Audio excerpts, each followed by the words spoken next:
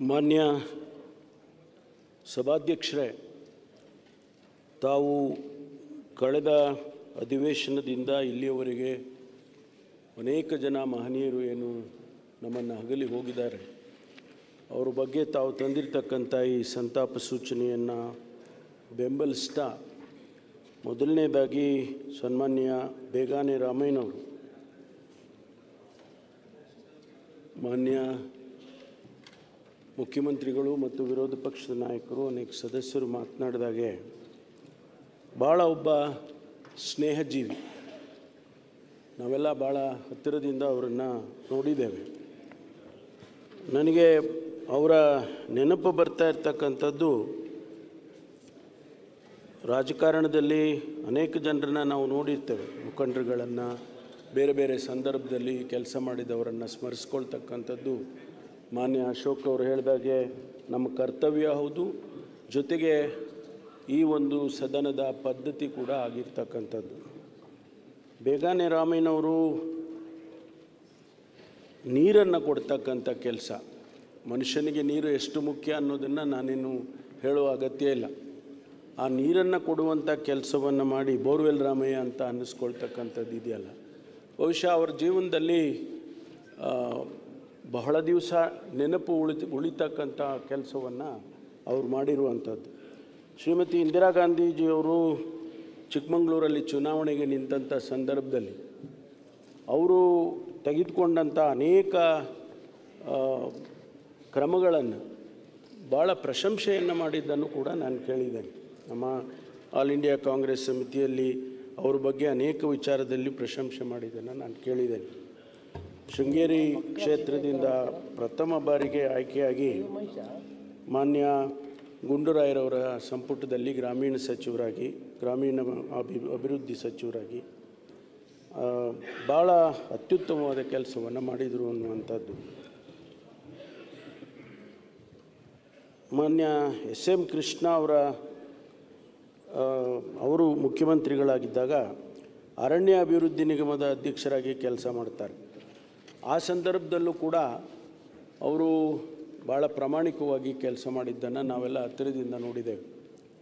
ಭಾಳ ನನಗೆ ಅವರದ್ದು ಇಷ್ಟ ಆಗಿದ್ದದ್ದು ಅಂದರೆ, ಅನೇಕ ಒತ್ತಡಗಳು ಅವರಿಗೆ, ಅಧಿಕಾರ ಇಲ್ಲದೇ ಇದ್ದ ಸಂದರ್ಭದಲ್ಲಿ ಬೇರೆ ಬೇರೆ ಪಕ್ಷಗಳು ಅಥವಾ ಬೇರೆ ಬೇರೆ ಮುಖಂಡರುಗಳು ನಮ್ಮ ಪಕ್ಷಕ್ಕೆ ಬನ್ನಿ ಅಥವಾ ನಮ್ಮ ಜೊತೆ ಬನ್ನಿ ಅನ್ನುವಂಥದ್ದನ್ನು ಸಾಮಾನ್ಯವಾಗಿ, ಅದರಲ್ಲೂ ಇತ್ತೀಚಿನ ದಿನದಲ್ಲಿ ಕೇಳಿದ್ದೇವೆ. ಆದರೆ ಬೇಗಾನೆ ರಾಮಯ್ಯನವರು ಕಾಂಗ್ರೆಸ್ ಪಕ್ಷದ ಸಿದ್ಧಾಂತಕ್ಕೆ ಬದ್ಧರಾಗಿದ್ದಂಥವ್ರು, ಅವರ ವಿಚಾರಧಾರೆಗೆ ಯಾವತ್ತೂ ಕೂಡ ಕಾಂಪ್ರಮೈಸ್ ಆಗಲಿಲ್ಲ. ಹಾಗಾಗಿ ಅವರನ್ನು ಇವತ್ತು ನಾವು ಸ್ಮರಿಸ್ಕೊಳ್ತಕ್ಕಂಥದ್ದು. ಮಾನ್ಯ ಮಾನ್ಯ ಕಾಕಾ ಪಾಟೀಲರು, ಪಾಂಡುರಂಗ ಕಾಕಾ ಪಾಟೀಲರು ನಮಗೆಲ್ಲ ಇದು ಕಾಕಾ ಅಂತಿದ್ವು ನಾವು. ಯಾಕೆಂದರೆ ನಾವು ಆ ಭಾಗದಲ್ಲಿ ಮೊದಲನೇ ಸಾರಿ ಗೆದ್ದು ಬಂದದಲ್ಲಿ ಆ ಭಾಗದಲ್ಲಿ ಈಶಾನ್ಯ ದಿಕ್ಕಿನಲ್ಲಿ ಕೂರ್ತಿದ್ದವು, ನಾವೆಲ್ಲ ಒಟ್ಟಿಗೆ ಕೂರ್ತಿದ್ವಿ. ಆ ಸಂದರ್ಭದಲ್ಲಿ ಎಷ್ಟೊಂದು ಸ್ನೇಹಜೀವಿ ಅಂದರೆ, ಕಾಕಾ ಬಾರೋ ಇಲ್ಲಿ ಅಂತ ನಾವು ಮಾತಾಡೋದು, ಅವರು ನಮ್ಮನ್ನು ಹಾಗೆ ಸಂಭೋಗ ಮಾಡ್ತಿದ್ರು. ಅಷ್ಟೊಂದು ಸ್ನೇಹ ನಮಗೆ ಭಾಳಷ್ಟು ಜನರ ಹತ್ರ ಇರಲಿಲ್ಲ, ಅಷ್ಟು ಸ್ನೇಹಜೀವಿಯಾಗಿದ್ದಂಥವರು. ಅವರು ಕೃಷಿ ಮಾರುಕಟ್ಟೆ, ಕೇಂದ್ರ ಸಹಕಾರ ಬ್ಯಾಂಕು ಇದರಲ್ಲೆಲ್ಲ ನಿರ್ದೇಶಕರಾಗಿ ಕೆಲಸ ಮಾಡಿ ಭಾಳ ಒಳ್ಳೆಯ ಕೆಲಸ ಮಾಡಿದ್ದಂಥವರು. ಅವರನ್ನು ನಾನು ವೈಯಕ್ತಿಕವಾಗಿ ನೆನೆಸ್ಕೊಳ್ತೇನೆ. ಡೆರಿಕ್ ಫುಲ್ಲಿನ್ಫಾ ಈ ಆಂಗ್ಲೋ ಇಂಡಿಯನ್ಸ್ ಅವರಿಗೆ ಒಂದು ಪ್ರಾತಿನಿಧ್ಯ ಕೊಡಬೇಕು ಅಂತ ಹೇಳಿ ಆಗ ಸರ್ಕಾರಗಳು ಮಾಡಿದ್ದಂಥದ್ದು. ಬಹುಶಃ ಗೊತ್ತಿಲ್ಲ ನನಗೆ ಯಾವ ಉದ್ದೇಶಕ್ಕಾಗಿ ಅದನ್ನು ತೆಗೆದಿದ್ದಾರೋ ಗೊತ್ತಿಲ್ಲ. ಕೇಂದ್ರದಲ್ಲಿ ಕೇಂದ್ರ ಸರ್ಕಾರ ಒಂದು ನಿರ್ಣಯ ಮಾಡುತ್ತೆ, ಕೇಂದ್ರದಲ್ಲೂ ಕೂಡ ರಾಜ್ಯಸಭೆಗೆ ನಾಮಿನೇಟ್ ಮಾಡ್ತಾಯಿದ್ರು, ಲೋಕಸಭೆಗೆ ನಾಮಿನೇಟ್ ಮಾಡ್ತಾಯಿದ್ರು, ಅದು ಕೂಡ ತೆಗೆದುಬಿಟ್ಟಿದ್ದಾನೆ. ಆದರೆ ಇಲ್ಲಿ ಕೂಡ ಅದನ್ನು ತೆಗೆದಿದ್ದಾರೆ. ಅದು ಇದ್ದಿದ್ದರೆ ಬಹುಶಃ ಆ ಸಮುದಾಯಕ್ಕೆ ರೆಪ್ರೆಸೆಂಟ್ ಮಾಡೋದು ಅಗತ್ಯ ಇತ್ತು ಅಂಥೇಳಿ ನನಗೆ ಅನಿಸುತ್ತೆ. ಆ ದೃಷ್ಟಿಯಿಂದ ಡೆರಿಕ್ ಫುಲ್ಲಿನ್ಫಾ ಅವರು ಎರಡು ಬಾರಿ ನಾಮಿನೇಟ್ ಆಗ್ತಾರೆ.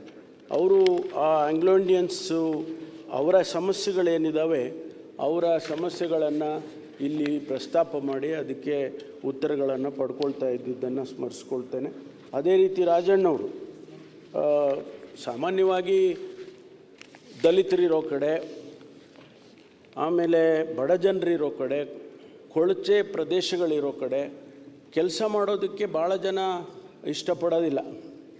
ಅವರು ಭಾಳ ದೂರನೇ ಉಳಿದು ಬಿಡ್ತಾರೆ. ಆದರೆ ರಾಜಣ್ಣವರು ಆ ಒಂದು ಕ್ಷೇತ್ರದಲ್ಲಿ ಅತಿ ಹೆಚ್ಚು ಕೆಲಸಗಳನ್ನು ಮಾಡಿ ಅವರು ಆ ಬಡ ಜನರಿಗೆ, ದಲಿತರಿಗೆ, ಆ ಕೊಳಚೆ ಪ್ರದೇಶದಲ್ಲಿರ್ತಕ್ಕಂಥ ಜನರಿಗೆ ಸಹಾಯ ಹಸ್ತವನ್ನು ನೀಡಿದ್ದನ್ನು ನಾವು ಇವತ್ತು ಸ್ಮರಿಸ್ಕೊಳ್ಬೇಕು ಅಂತಕ್ಕಂಥದ್ದು. ಜೊತೆಗೆ ಡೇವಿಡ್ ಸಿಮೆಯನ್ರು ಕೂಡ ಗುಲ್ಬರ್ಗಾ ಭಾಗದಿಂದ ಬಂದು ಕಲಬುರಗಿಯ ಜಿಮ್ಖಾನಾ ಉನ್ನತ ಶಿಕ್ಷಣ ಕ್ಷೇತ್ರದಲ್ಲಿ ಪ್ರಧಾನ ಕಾರ್ಯದರ್ಶಿ ಆಗ್ತಾರೆ.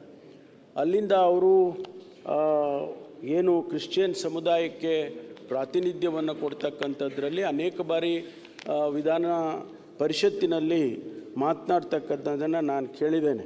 ಅವರು ಉಪಸಭಾಪತಿಯಾಗಿ ಕೂಡ ಕೆಲಸ ಮಾಡ್ತಾರೆ ಮತ್ತು ಹಂಗಾಮಿ ಸಭಾಪತಿಯಾಗಿ ಕೂಡ ಕೆಲಸವನ್ನು ಮಾಡ್ತಾರೆ. ಮತ್ತು ನಮ್ಮ ತಿಪ್ಪಣ್ಣವರು ನಾವೆಲ್ಲ ಇತ್ತೀಚೆಗೆ ಭಾಳ ಹಿರಿಯ ಮುಖಂಡರಾಗಿದ್ದಂಥವರು ಕರ್ನಾಟಕ ವಿಶ್ವವಿದ್ಯಾನಿಲಯದಲ್ಲಿ ಸಿಂಡಿಕೇಟ್ ಮೆಂಬರ್ ಆಗಿರ್ತಾರೆ. ಜೊತೆಗೆ ಗುಲ್ಬರ್ಗಾ ವಿಶ್ವವಿದ್ಯಾಲಯದಲ್ಲೂ ಕೂಡ ಸೆನೆಟ್ ಸದಸ್ಯರಾಗಿ 40 ಶಿಕ್ಷಣ ಸಂಸ್ಥೆಯನ್ನು ಸ್ಥಾಪನೆ ಮಾಡೋದಕ್ಕೆ ಅವರು ಕಾರಣೀಭೂತರಾಗಿದ್ದರು ಅಂತಂದರೆ ನಿಜಕ್ಕೂ ಕೂಡ ಅದು ಶ್ಲಾಘನೀಯ ಅಂತ ಹೇಳಿ ನಾನು ಭಾವಿಸ್ಕೊಳ್ತೇನೆ. ಅವರು ಕೂಡ ಹಂಗಾಮಿ ಸಭಾಪತಿಗಳಾಗಿ 2008ರಲ್ಲಿ ಅವರು ಕೆಲಸ ಮಾಡಿದ್ರು ಅನ್ನುವಂಥದ್ದನ್ನು ಸ್ಮರಿಸ್ಕೊಳ್ಬೇಕಾಗ್ತದೆ. ಮನೆ ಅಧ್ಯಕ್ಷರೇ, ಡಾಕ್ಟರ್ ಕೆ ಕಸ್ತೂರಿ ರಂಗನ್ ಅನ್ನುವಂಥ ಹೆಸರು ಬರೀ ನಮ್ಮ ದೇಶಕ್ಕೆ ಅಷ್ಟೇ ಅಲ್ಲ, ಇಡೀ ವಿಶ್ವದಲ್ಲೇ ಕಸ್ತೂರಿ ರಂಗನ್ ಅಂತ ಹೇಳಿದರೆ ಸ್ಪೇಸ್ ಟೆಕ್ನಾಲಜಿಯಲ್ಲಿ ಒಂದು ಹೆಸರು. ಅದು ನಮಗೆ ಭಾಳ ಹೆಮ್ಮೆ ಇರ್ತಕ್ಕಂಥದ್ದು. ನಮ್ಮವರಲ್ಲ, ನಮ್ಮ ದೇಶದವರು ಅನ್ನುವಂಥದ್ದು ನಮಗೆ ಭಾಳ ಹೆಮ್ಮೆ ಇರ್ತಕ್ಕಂಥದ್ದು. ಅವರು ನಮ್ಮ ಯು ಆರ್ ರಾವ್ ಜೊತೆಯಲ್ಲಿ ಬರ್ತಾರೆ. ಈ ಮೊದಲನೇ ಬಾರಿಗೆ ಇಲ್ಲಿ ಇಸ್ರೋ ಸ್ಥಾಪನೆ ಮಾಡ್ತಕ್ಕಂಥ ಸಂದರ್ಭದಲ್ಲಿ ಅವರ ಯು ಆರ್ ರಾವ್ ಜೊತೆಯಲ್ಲಿ ಬಂದು ಅವರು ಕೂಡ ಆ ಇಸ್ರೋ ಸಂಸ್ಥೆಯನ್ನು ಸ್ಥಾಪನೆ ಮಾಡೋದಕ್ಕೆ ಮೂಲ ಕಾರಣರಾಗ್ತಾರೆ. ಭಾಳ ಆಶ್ಚರ್ಯ ಅಂತ ಹೇಳಿದರೆ ಅವರು ಇವತ್ತು ನಮಗೆ ನೆನಪು ಹೇಗೆ ಉಳೀತದೆ ಅಂತೇಳಿದರೆ ಅವ್ರನ್ನ ನಾವು ಬೇರೆಯವ್ರಿಗೆ ಯಾರಿಗೂ ಹೋಲ್ಸೋಕ್ಕಾಗೋದೇ ಇಲ್ಲ. ಅಷ್ಟೊಂದು ಕೆಲಸಗಳನ್ನು ಅವರು ಅವರ ಜೀವನದಲ್ಲಿ ಮಾಡಿದ್ದಾರೆ. ಜೀವನದಲ್ಲಿ ಸಾರ್ಥಕತೆ ಅಂತ ಹೇಳ್ತೀವಿ ನಾವು. ಆ ಸಾರ್ಥಕತೆ ಎಲ್ಲಿಂದ ಬರುತ್ತೆ ಅಂತ ಹೇಳಿದರೆ ನಾವು ಮನುಕುಲಕ್ಕೆ ಅಥವಾ ಜನಸಮುದಾಯಕ್ಕೆ ಮಾಡ್ತಕ್ಕಂಥ ಕೆಲಸ ಶಾಶ್ವತವಾಗಿ ಉಳಿತಕ್ಕಂಥ ಕೆಲಸವನ್ನು ಮಾಡುವಂಥದ್ದು. ಅದನ್ನು ಮಾನ್ಯ ಕಸ್ತೂರಿ ರಂಗನ್ ಅವರು ಮಾಡಿದ್ದಾರೆ. ಅವರು ಆರ್ಯಭಟ ಮೊದಲನೇದಾಗಿ ಮಾಡುವಂಥ ಸಂದರ್ಭದಲ್ಲಿ ಯು ಆರ್ ರಾವ್ ಜೊತೆಯಲ್ಲಿ ಅವರು ಕೆಲಸ ಮಾಡಿದಂಥವ್ರು. ಆರ್ಯಭಟ ನಾಮಕರಣ ಮಾಡೋದಕ್ಕೆ ಅವರು ಕೂಡ ಕಾರಣರಾಗಿದ್ದರು ಅಂತಕ್ಕಂಥ ಮಾತು. ಅದರ ಜೊತೆಯಲ್ಲಿ ಉಪಗ್ರಹವನ್ನು ಭಾಸ್ಕರ ಅಂಥೇಳಿ 3-4 ಉಪಗ್ರಹಗಳನ್ನು ಅವರು ಮಾಡ್ತಕ್ಕಂಥದ್ರಲ್ಲಿ ಕೂಡ ಅವರ ಪಾತ್ರ ಇತ್ತು ಅಂತ ಹೇಳಿ ನಾವು ನೆನೆಸ್ಕೊಳ್ಬೇಕಾಗುತ್ತೆ. ಅದು PSLV ಇರ್ಬೋದು ಅಥವಾ GSLV ಇರ್ಬೋದು, ಇವೆಲ್ಲ ಸ್ಯಾಟಲೈಟ್ಗಳನ್ನು ಲಾಂಚ್ ಮಾಡೋದರಲ್ಲಿ ಅವ್ರದ್ದು ಮುಖ್ಯ ಪಾತ್ರ ಇತ್ತು ಅಂತೇಳಿ. ಮಾನ್ಯ ಕಸ್ತೂರಿ ರಂಗನ್ ಅವರು ಈ ನಮ್ಮ ಪಶ್ಚಿಮ ಘಟ್ಟ ಅಂತ ಹೇಳಿದರೆ ನಮ್ಮ ಎಕೋಸಿಸ್ಟಮ್ಮಿಗೆ ಫ್ಲೋರಾ ಆ್ಯಂಡ್ ಫೌನಾ ಅದಕ್ಕೆ ಬಹುಶಃ ಇಡೀ ವಿಶ್ವದಲ್ಲಿ ಪಶ್ಚಿಮ ಘಟ್ಟ ಒಂದು ಹೆಸರು. ಅದು ಅಲ್ಲಿ ಸಿಗ್ತಕ್ಕಂಥ ಫ್ಲೋರಾ ಆ್ಯಂಡ್ ಫೌನಾ ಪ್ರಪಂಚದಲ್ಲಿ ಎಲ್ಲೂ ಸಿಗೋದು. ಅದಕ್ಕಾಗಿ ಅದನ್ನು ರಕ್ಷಣೆ ಮಾಡಬೇಕು ಅಂತೇಳಿ ಪ್ರಪಂಚದ ಅನೇಕ ವಿಜ್ಞಾನಿಗಳು ಅದನ್ನು ಹೇಳ್ಕೊಂಡಿದ್ದಾರೆ. ಅದಕ್ಕಾಗಿ ಅದನ್ನು ಉಳಿಸ್ಬೇಕು ಅಂತೇಳಿ ಕೇಂದ್ರ ಸರ್ಕಾರ ಪ್ರೊಫೆಸರ್ ಮಾಧವ್ ಗಾಡ್ಗಿಲ್ ಅವರ ಅಧ್ಯಕ್ಷತೆಯಲ್ಲಿ ಒಂದು ಸಮಿತಿಯನ್ನು ಮಾಡಿ ಅದನ್ನು ಸ್ಟಡಿ ಮಾಡೋದಕ್ಕೆ ಕೇಳ್ತಾರೆ. ಆ ಸಮಿತಿ ವರದಿಯನ್ನು ಕೊಟ್ಟ ಮೇಲೆ ಭಾಳಷ್ಟು ಕಾಂಟ್ರವರ್ಸಿ ಆಗುತ್ತೆ. ಆಗ ಕೇಂದ್ರ ಸರ್ಕಾರ ಮತ್ತೊಂದು ಸಾರಿ ಪ್ರೊಫೆಸರ್ ಕಸ್ತೂರಿ ರಂಗನ್ ಅವರನ್ನು ಅಧ್ಯಕ್ಷರನ್ನಾಗಿ ಮಾಡಿ ನೀವೊಂದು ವರದಿ ಕೊಡಿ ಅಂತೇಳಿ ಅವರಿಗೆ ಜವಾಬ್ದಾರಿಯನ್ನು ಕೊಡ್ತಾರೆ. ಅವರು ಕಸ್ತೂರಿ ರಂಗನ್ ಅವರು ಅಧ್ಯಯನ ಮಾಡಿ 2013ರಲ್ಲಿ ವರದಿಯನ್ನು ಸಲ್ಲಿಸ್ತಾರೆ. ಆ ವರದಿಯಲ್ಲಿ ಸುಮಾರು 20,600 ಎಕರೆ ಭೂಮಿ ಚದರ ಕಿಲೋಮೀಟ್ರ್ ಪ್ರದೇಶವನ್ನು ಪರಿಸರ ಸೂಕ್ಷ್ಮವಾದಂಥ ಪ್ರದೇಶ ಇದು ಅಂತೇಳಿ ಗುರುತಿಸ್ತಾರೆ. ಅದು ಭಾಳ ಮುಖ್ಯವಾದಂಥ ವಿಚಾರ ಅಂಥೇಳಿ ನನಗನ್ಸುತ್ತೆ. ಸುಮಾರು 10 ಜಿಲ್ಲೆ, 33 ತಾಲೂಕು, 1533 ಗ್ರಾಮಗಳ ವ್ಯಾಪ್ತಿಯಲ್ಲಿ ಬರ್ತಕ್ಕಂಥದ್ದನ್ನು ಅವರು ಡಿಕ್ಲೇರ್ ಮಾಡ್ತಾರೆ. ಇದು ಭಾಳ ಸೂಕ್ಷ್ಮವಾದ ಪ್ರದೇಶ, ಇದನ್ನು ಪ್ರೊಟೆಕ್ಟ್ ಮಾಡಬೇಕು ಅಂತೇಳಿ. ಆದರೂ ಕೂಡ ಇವತ್ತಿಗೂ ಅದರ ಬಗ್ಗೆ ಸ್ವಲ್ಪ ಒಂದಿಷ್ಟು ಕಾಂಟ್ರವರ್ಸಿಗಳಿದೆ. ಮುಂದಿನ ದಿನಗಳಲ್ಲಿ ಅದನ್ನು ಯಾವ ರೀತಿ ಕ್ರಮ ತಗೊಳ್ಬೇಕು ಅದನ್ನು ಕೇಂದ್ರ ಸರ್ಕಾರ ಮತ್ತು ರಾಜ್ಯ ಸರ್ಕಾರಗಳು ತಗೊಳುತ್ತೆ. ಜೊತೆಗೆ ಅವರಿಗೆ ದೇಶ ಬದಲಾಗ್ತಾ ಇದೆ, ಶಿಕ್ಷಣ ಬದಲಾಗಬೇಕು, ಶಿಕ್ಷಣ ಉಪಯೋಗ ಆಗಬೇಕು ಜನಕ್ಕೆ. ಆ ದೃಷ್ಟಿಯಲ್ಲಿ ಅವರು ಪಾಲಿಸಿ ಮೇಕಿಂಗಲ್ಲಿ ಕೇಂದ್ರ ಸರ್ಕಾರದಲ್ಲಿ ಮತ್ತು ರಾಜ್ಯ ಸರ್ಕಾರದಲ್ಲಿ ಶಿಕ್ಷಣ ಕ್ಷೇತ್ರಕ್ಕೆ ಅವರು ಅಪಾರವಾದಂಥ ಕೊಡುಗೆಯನ್ನು ಕೊಟ್ಟಿದ್ದಾರೆ. ಅದರಲ್ಲೂ ವಿಶೇಷವಾಗಿ ಕರ್ನಾಟಕದ ಜ್ಞಾನ ಆಯೋಗ, ನಾಲೆಡ್ಜ್ ಕಮಿಷನ್, ಅದರಲ್ಲಿ ಅವರು ನೇತೃತ್ವವನ್ನು ವಹಿಸಿ ಅನೇಕ ರೆಕಮೆಂಡೇಷನ್ಸನ್ನು ಮಾಡಿದ್ದಾರೆ. ಅದನ್ನು ಕೂಡ ಇವತ್ತು ನಾವು ಸ್ಮರಿಸ್ಕೊಳ್ಬೇಕಾಗುತ್ತೆ ಎನ್ನುವಂಥದ್ದು. ಇವತ್ತು ಮಾನ್ಯ ಪ್ರೊಫೆಸರ್ ಅಯ್ಯಪ್ಪನವರು ನನಗೆ ಭಾಳಷ್ಟು ಪರಿಚಯ ಇದ್ದಂಥವ್ರು. ನಮ್ಮ ಕೃಷಿ ವಿಶ್ವವಿದ್ಯಾನಿಲಯದಲ್ಲಿ ಭಾಳಷ್ಟು ಕೊಡುಗೆಯನ್ನು ಅವರು ಕೊಟ್ಟಿದ್ದಾರೆ. ICR ಡೈರೆಕ್ಟರ್ ಆದಮೇಲೆ ನಮಗೆ ಭಾಳಷ್ಟು ಹಣ ಕೊಟ್ಟು, ಕಾರ್ಯಕ್ರಮಗಳನ್ನು ಕೊಟ್ಟು, ಪ್ರಾಜೆಕ್ಟ್ಸನ್ನು ಕೊಟ್ಟು, ನಮ್ಮ ಬೆಂಗಳೂರು ಕೃಷಿ ವಿಶ್ವವಿದ್ಯಾನಿಲಯ ಹೆಚ್ಚು ಸಂಶೋಧನೆಯನ್ನು ಮಾಡೋದಕ್ಕೆ ಕಾರಣೀಭೂತರಾಗಿದ್ದಂಥವ್ರು. ಅವರನ್ನು ಕೂಡ ಇವತ್ತು ನಾವು ಸ್ಮರಿಸ್ಕೊಳ್ಬೇಕಾಗ್ತದೆ. ಮಾನ್ಯ ಶ್ರೀನಿವಾಸನ್ ಅವರು, ಯಾವ ರೀತಿ ನಾವು ಕಸ್ತೂರಿ ರಂಗನ್ನವ್ರನ್ನ ನಾವು ಸ್ಮರಿಸ್ಕೊಳ್ತೇವೆ, ಅದೇ ರೀತಿ ಇವತ್ತು ಅವರು ಪರಮಾಣು ಕ್ಷೇತ್ರದಲ್ಲಿ ಭಾಳ ಅತಿ ಹೆಚ್ಚು ಕೆಲಸಗಳನ್ನು ಮಾಡಿ ಇವತ್ತು ದೇಶಕ್ಕೆ ಒಂದು ರೀತಿಯಲ್ಲಿ ಕೊಡುಗೆಯನ್ನು ಕೊಟ್ಟು ನಮ್ಮನ್ನು ಅಗಲಿ ಹೋಗಿದ್ದಾರೆ. ಅವರು ಕೂಡ ಕೇಂದ್ರ ಸರ್ಕಾರದ ಪದ್ಮಶ್ರೀ, ಪದ್ಮಭೂಷಣ, ವಿಭೂಷಣ ಇವೆಲ್ಲವನ್ನು ಕೂಡ ಪ್ರಶಸ್ತಿಗಳನ್ನು ಭಾಜನರಾಗಿದ್ದಾರೆ. ಪ್ರೊಫೆಸರ್ ಸಿದ್ಧಲಿಂಗಯ್ಯನವರು ನಮ್ಮ ಜಿಲ್ಲೆಯವರು, ನಮ್ಮ ತುಮಕೂರು ಜಿಲ್ಲೆಯ ಬೆಳ್ಳಾವಿಯಲ್ಲಿ ಹುಟ್ಟಿದಂಥವರು. ಅವರು ಸಾಹಿತ್ಯ ಕ್ಷೇತ್ರದಲ್ಲಿ ಅನೇಕ ಕೊಡುಗೆಯನ್ನು ಕೊಡೋದ್ರ ಜೊತೆಗೆ ಒಬ್ಬ ಅತ್ಯಂತ ಸಜ್ಜನರಾದಂಥ ಒಬ್ಬ ವ್ಯಕ್ತಿ ಇವತ್ತು ಸಾಹಿತ್ಯ ಕ್ಷೇತ್ರದಲ್ಲಿ ಅವರು ನಮ್ಮನ್ನು ಅಗಲಿದ್ದಾರೆ. ಅವರು ಈ 17ನೇ ಸಾಹಿತ್ಯ ಸಮ್ಮೇಳನ ತುಮಕೂರು ರಾಜ್ಯದ್ದು ಆಗುತ್ತೆ ತುಮಕೂರಿನಲ್ಲಿ. ಆ ಸಂದರ್ಭದಲ್ಲಿ ಅವರು ಅಧ್ಯಕ್ಷತೆಯನ್ನು ವಹಿಸಿರ್ತಾರೆ ಮತ್ತು ಮುಂಬೈನ ಅಖಿಲ ಭಾರತ ಶರಣ ಸಾಹಿತ್ಯ ಸಮ್ಮೇಳನದ ಅಧ್ಯಕ್ಷತೆಯನ್ನು ಕೂಡ ಅವರು ವಹಿಸಿ ಇವತ್ತು ನಮ್ಮನ್ನು ಅಗಲಿದ್ದಾರೆ. ಅದೇ ರೀತಿ ಡಾಕ್ಟರ್ HS ವೆಂಕಟೇಶ್ ಮೂರ್ತಿಯವರು ಮತ್ತು ಪ್ರೊಫೆಸರ್ ಫ್ರಾನ್ಸಿಸ್ ಅವರು ಇವತ್ತು ಅವರು ಕೂಡ ನಮ್ಮನ್ನು ಅಗಲಿ ಹೋಗಿರ್ತಕ್ಕಂಥದ್ದು. ಆದರೆ ಕ್ರೈಸ್ತ ಸಮುದಾಯದ ಗುರುಗಳಾಗಿ ಇಡೀ ವಿಶ್ವವೇ ಅವರನ್ನು ಒಂದು ರೀತಿಯಲ್ಲಿ ಹೊಸ ಸ್ವರೂಪವನ್ನು ಕೊಡೋದರಲ್ಲಿ ಅವರ ಪಾತ್ರ ಇತ್ತು ಅಂತ ಹೇಳ್ತಾರೆ. ಅವರು ಇವತ್ತು ನಮ್ಮನ್ನು ಅಗಲಿ ಹೋಗಿದ್ದಾರೆ. ಭಾಳ ನೋವಿನಂಥ ದುರಂತ ಅಂದರೆ ನಾವೆಲ್ಲ ಆ ವಿಡಿಯೋ ಕ್ಲಿಪ್ಪಿಂಗನ್ನು ನೋಡಿದ್ದೇವೆ. ಏರ್ ಇಂಡಿಯಾ ಯಾವ ರೀತಿ ಕೆಳಗಡೆ ಬಿತ್ತು ಅಂತೇಳಿ. ಕೇವಲ 30-32 ಸೆಕೆಂಡ್ನಲ್ಲಿ ಅಷ್ಟೊಂದು ಜನರ ಪ್ರಾಣ ಹೋಗ್ತದೆ ಅಂತೇಳಿದರೆ ನಿಜಕ್ಕೂ ಕೂಡ ನಮಗೆಲ್ಲ ಅದನ್ನು ನೋಡಿದಾಗ ಭಾಳ ಆಶ್ಚರ್ಯ ಆಯಿತು, ಅಷ್ಟೇ ದುಃಖನೂ ಕೂಡ ಆಯಿತು ಅನ್ನುವಂಥದ್ದು.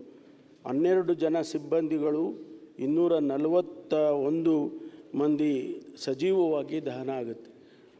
ಭಾಳ ಆಶ್ಚರ್ಯ ಅಂತೇಳಿದರೆ ಹಾಸ್ಟೆಲ್ನಲ್ಲಿ, ಮೆಡಿಕಲ್ ಕಾಲೇಜ್ ಹಾಸ್ಟೆಲ್ನಲ್ಲಿ ಊಟಕ್ಕೆ ತಟ್ಟೆ ಹಿಡ್ಕೊಂಡು ಊಟಕ್ಕೆ ಹೋಗುವಾಗ ಆ ಮಕ್ಕಳು 24 ವೈದ್ಯಕೀಯ ವಿದ್ಯಾರ್ಥಿಗಳು ಸಾಯ್ತಾರೆ ಅಂತೇಳಿದರೆ ವಿಧಿ ಎಲ್ಲಿಗೆ ಕರ್ಕೊಂಡು ಹೋಗ್ತದೆ ಅನ್ನುವಂಥದ್ದು.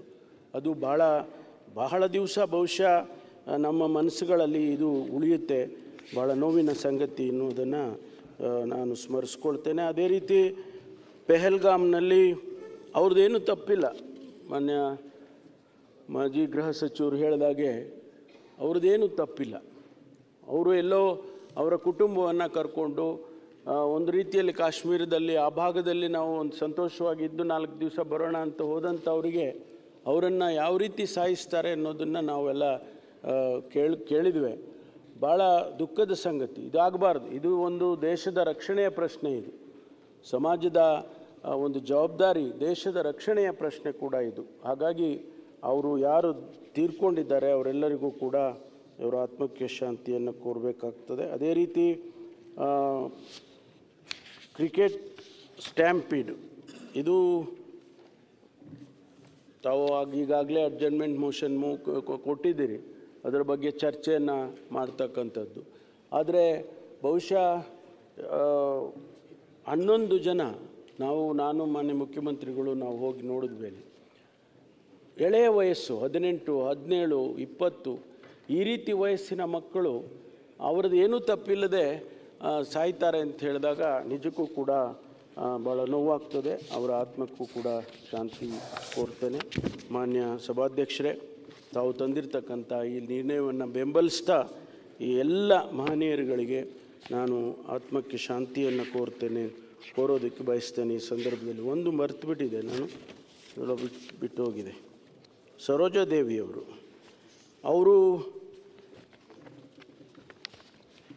ಬಹುಶಃ ಗ್ರಾಮೀಣ ಭಾಗದಿಂದ ಬಂದು ಇಡೀ ಈ ಕ್ಷೇತ್ರದಲ್ಲಿ, ಸಾಂಸ್ಕೃತಿಕ ಕ್ಷೇತ್ರದಲ್ಲಿ ಇಷ್ಟೊಂದು ಹೆಸರನ್ನು ಮಾಡ್ತಾರೆ ಅಂತ ಯಾರೂ ಊಹೆ ಮಾಡಿರ್ಲಿಕ್ಕೆ ಸಾಧ್ಯ ಇಲ್ಲ. ಅವರು ಅಭಿನಯ ಸರಸ್ವತಿ ಅಂಥೇಳಿ ಅವರನ್ನು ಕರೀತಾರೆ. ಬೇರೆ ಯಾರಿಗೂ ಇಲ್ಲಿವರೆಗೂ ಕರೆದಿದ್ದು ಕೇಳಿಲ್ಲ ನಾನು. ಆದರೆ ಅಭಿನಯ ಸರಸ್ವತಿ ಅಂಥೇಳಿ ಕನ್ನಡದಲ್ಲಿ ಅವರನ್ನು ಕರೀತಾರೆ. ಅದೇ ರೀತಿ ತಮಿಳಿನಲ್ಲಿ ಕೂಡ ಕನ್ನಡತ್ತು ಪೈಂಗಿಲಿ, ತಮಿಳು ಬರೋದಿಲ್ಲ ನನಗೆ, ನಿಮಗೇನಾರ ಬರುತ್ತೆ ಅನ್ನೋ ಗೊತ್ತಿಲ್ಲ. ಆದರೆ ಕನ್ನಡತ್ತು ಪೈಂಗಿಲಿ ಅಂದರೆ ಅಷ್ಟು ಪ್ರಖ್ಯಾತಿವಾಗಿರ್ತಕ್ಕಂಥ ಹೆಸರು ಹಾಗೆ ಅಂಥೇಳಿ ಇವತ್ತು ನಾವು ಹೊಂದ್ಕೊಳ್ಬೇಕಾಗ್ತದೆ. ಅವರ ಆತ್ಮಕ್ಕೂ ಕೂಡ ಶಾಂತಿಯನ್ನು ಈ ಸಂದರ್ಭದಲ್ಲಿ ಕೋರಿ ತಾವು ತಂದಿರತಕ್ಕಂಥ ಈ ಒಂದು ಸಂತಾಪ ಸೂಚನೆಗೆ ಬೆಂಬಲವನ್ನು ಮತ್ತೊಮ್ಮೆ ವ್ಯಕ್ತಪಡಿಸಿ ನಾನು ಮಾತು ಮುಗಿಸ್ತೇನೆ. ಕಾನೂನು ಸಚಿವ. ಸನ್ಮಾನ್ಯ ಅಧ್ಯಕ್ಷರೇ, ತಾವು ಮಂಡಿಸಿರ್ತಕ್ಕಂಥ ಈ ಸಂತಾಪ ಸೂಚನೆಗೆ ಬೆಂಬಲ